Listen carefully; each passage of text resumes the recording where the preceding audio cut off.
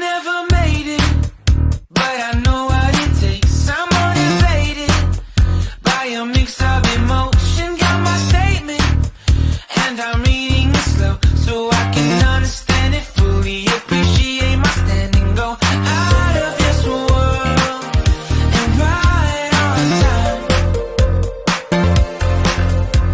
Oh, never in my life have I seen the sky light up like this. I'm far away from Earth and I wanna know if you exist. Mission control, do you read me? Send me my coordinates lately. Mission control, am I drifting? Tie me to someone who will love me, yeah. Wait, I think I'll last a bit longer. Find another. Welcome everyone. Welcome everyone to another Ref Brandon and the Todd family YouTube video.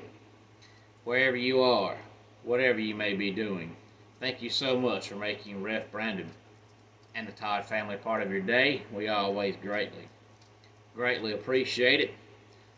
My back is hurting today because last night at Southern Fried Championship Wrestling, I was hit across the back with some nunchucks, but we'll talk about that coming up sometime later on in the week.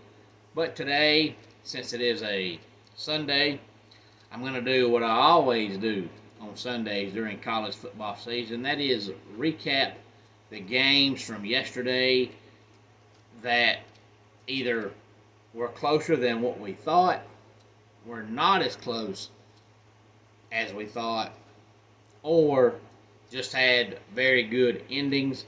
As always, any thoughts on any of it, please feel free to let me know.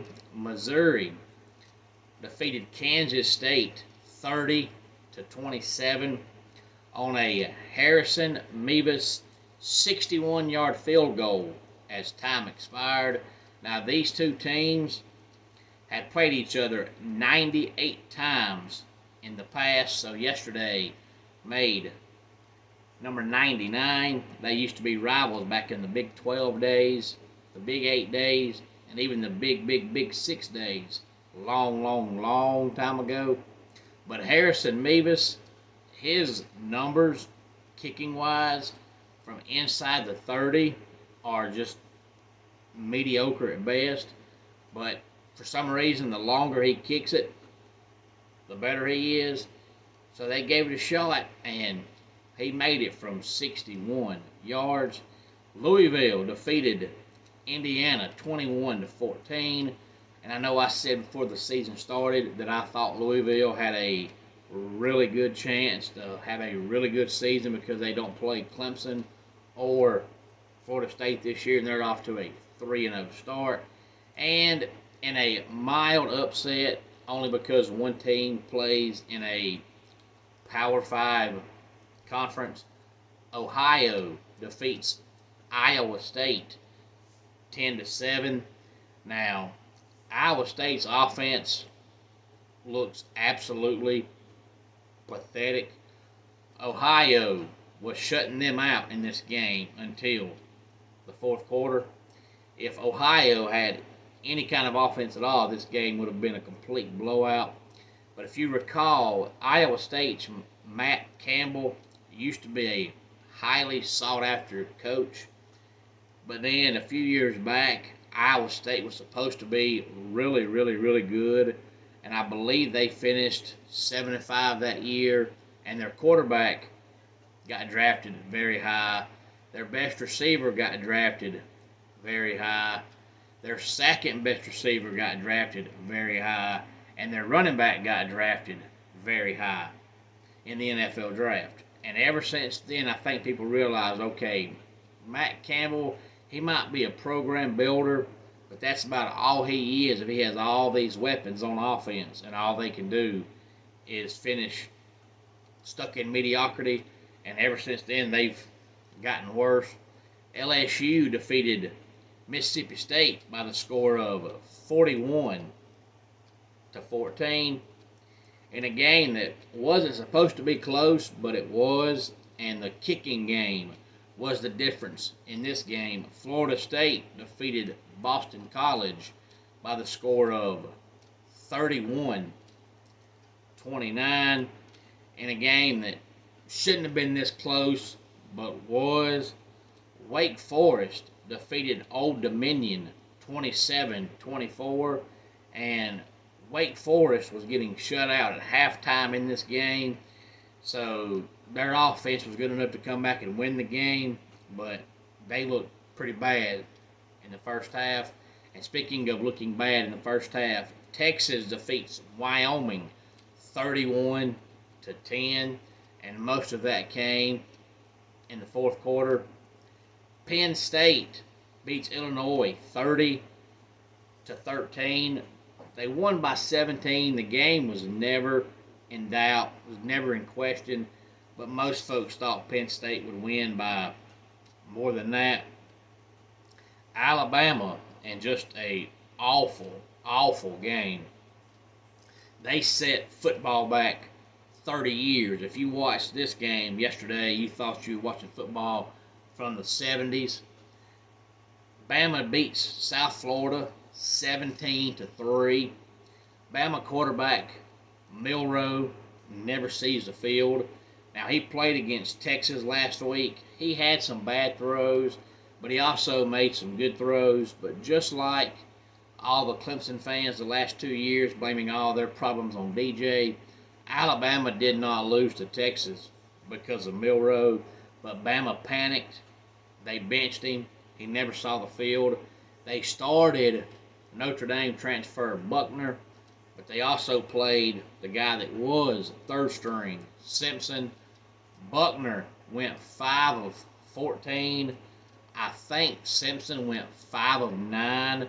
So combined, they were 10 of 23 for 107 yards.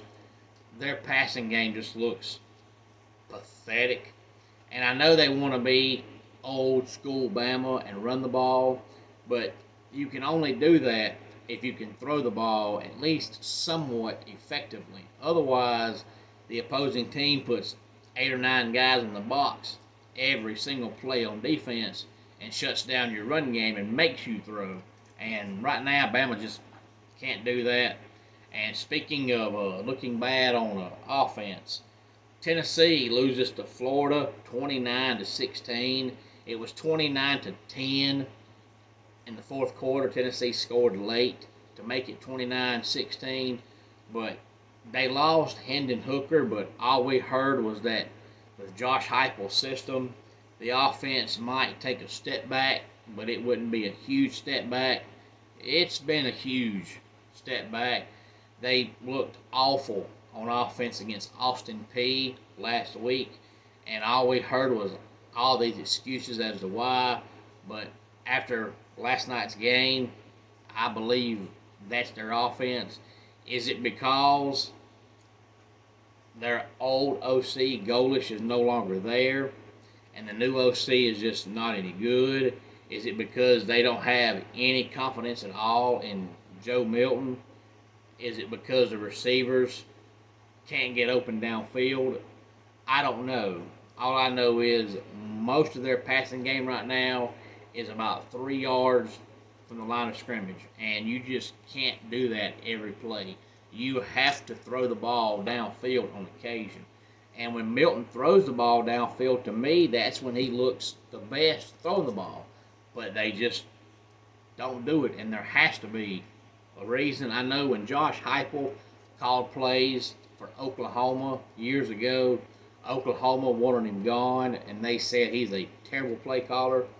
But when he called plays for Missouri, Missouri said he was a great play caller. Who's calling plays now? Is it Heupel or is it the new OC? Ole Miss defeats Georgia Tech 48-23 in a small upset, only because one team plays in a Power 5 conference, but they're not any good. UNLV defeats Vanderbilt 40-37. North Carolina defeats Minnesota 31-10. to 13. Now, Minnesota's quarterback, Ethan Kaliakmanis, he threw the ball yesterday way more than what they normally throw the ball in their game last week. I believe they ran the ball 58 times, I think. But North Carolina actually has a running game now on offense, so they're not totally depending on Drake May. But as good as he is, if they can run the ball effectively, they're going to have a really good year. Offensively, BYU defeats Arkansas in a close game, 38-31. And another, I guess you could say, small upset because one team plays in a Power 5 conference, even though they're probably one of the worst 5 teams in football. Stanford loses to Sacramento 30-23. Syracuse defeats Purdue 35-20. And just like Bama and South Florida set football back 35-40 years, so did West Virginia and Pittsburgh. This was the prime time game on national television. West Virginia defeats Pittsburgh 17-6. But if you didn't watch the game, just go look at the stats and the box score. West Virginia threw 11 passes, and I believe they ran the ball 58 times, I think, but they only threw 11 passes. So if you like low-scoring games with no offense, watch Alabama, South Florida, and watch West Virginia, Pittsburgh. And Miami of Ohio defeated Cincinnati 31-24. Georgia defeated South Carolina 24-14. Now, I told everybody that Georgia would win the game by about 20 points, and they were down 14-3 at half, but to me, the game was never in doubt. Even at halftime, when it was 14-3 Gamecocks, I said, Georgia's going to win this game because South Carolina couldn't put them away, and it was only a matter of time before Georgia woke up offensively.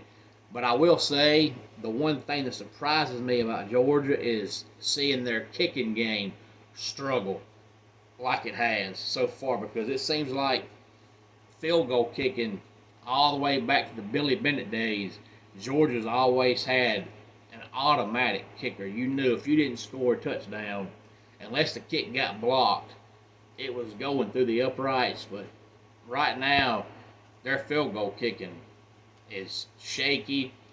But outside of that, they seem like they're missing something on offense, and I can't figure out what it is. They're going to be fine. There's no reason to worry. They're probably going to win every game. They might lose one somewhere along the way, but their offense, for whatever reason, does look shaky. I don't know why, because they've got playmakers all over the field, but for whatever reason, their offense is sputtering so far through the first 3 games. And in another, not only upset because one team plays in a Power 5 conference, but also the score, Oklahoma State lost to South Alabama 33-7. And that's absolutely embarrassing. And then in the late night game that didn't end until about 2:30 this morning, Colorado in double overtime defeats Colorado State 43-35. And I got to be honest, I'm about Deion'd out. So I was pulling for Colorado State. I was talking to my good friend Eric yesterday morning, and he asked me what my thoughts were on Deion Sanders. And I've got to be honest, I'm about Deion'd out. Now, don't get me wrong, it's hard to not like the guy, because when he talks, he sounds so happy, so cheerful, so joyful. And if I feel that way watching the man talk as just a football fan, not a Colorado fan, then I can imagine how motivated and pumped up he makes the players and the Colorado fans. But at the same time, the guy's now coached 3 games at Colorado, and you turn on TV now and almost any channel all day long, they're talking about Deion. And I'm about Deion'd out, so I was hoping Colorado State was going to win the game. And there was a point in the second half where it looked like they were going to win the game, but Colorado comes back and wins in double overtime again. Any thoughts on any of the games from yesterday? Please feel free to let me know. Enjoy all the NFL games today, but hopefully I will see some of you at 6687 Highway 72 West Colbert, Georgia at 4:30 this afternoon for Ultimate Wrestling Federation.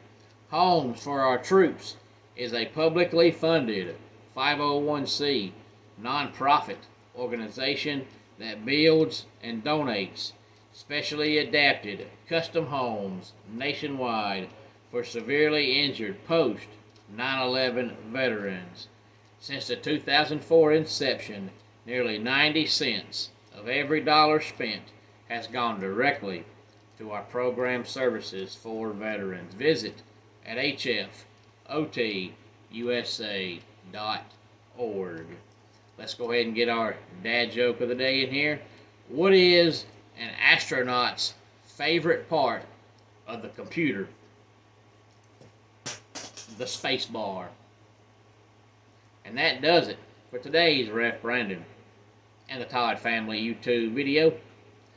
Until next time, it's Ref Brandon saying, just like in pro wrestling, life can be over by the count of 3. Tell your friends and family how much you love them. Bye.